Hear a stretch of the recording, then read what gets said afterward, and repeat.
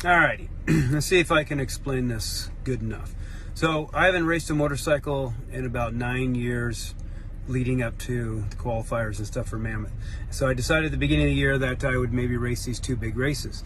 Excuse me. And with these two big races coming up and not racing for a while, I experienced racing in a different light. I saw it a different way, experienced it, understood it, and from being away from it for a while, you get a different perspective.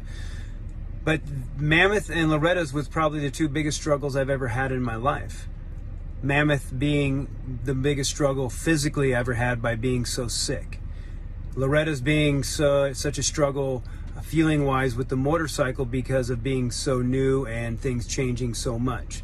So saying that and having those struggles after those two races, in myself, I felt like I rode probably better than I've ever ridden in my life. I was more precise, I was more focused, I was more in tune, I was more relaxed, I was more aware than possibly I've ever been, even though I had such struggles. And so why is that?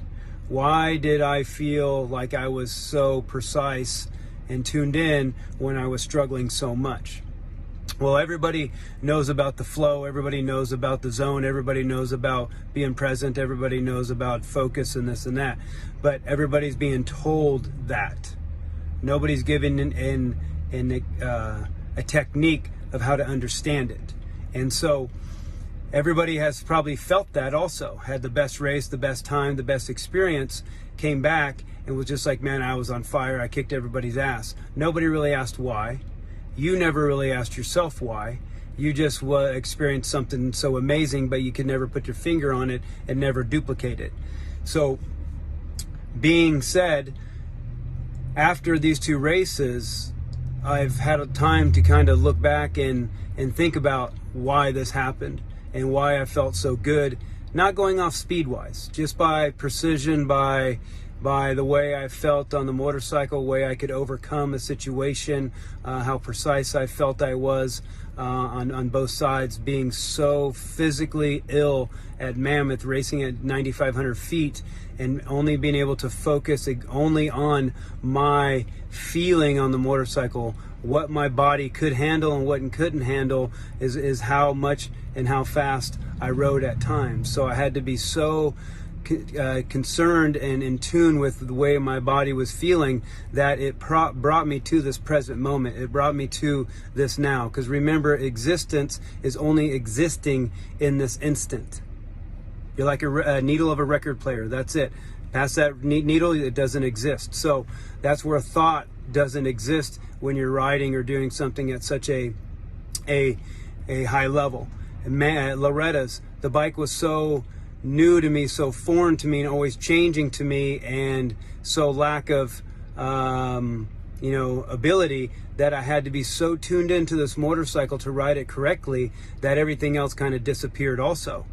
It brought me to this present moment. So both things brought me to this present moment, to this flow, to this zone, to this feel, and it took away that wandering mind, that monkey mind of always focusing kind of on what if, what could, what might, who's watching, who's saying, what's going to happen. And so if you break it all down, it kind of comes down to a point of when the unexpected is there, you don't have a result on it. You don't already have an answer for anything. So when you go into something with maybe not an answer, because I didn't have an answer to how I was going to feel when I was physically ill at Mammoth, I just showed up. I didn't have an answer for how I was going to ride this motorcycle that I've never ridden. I just showed up.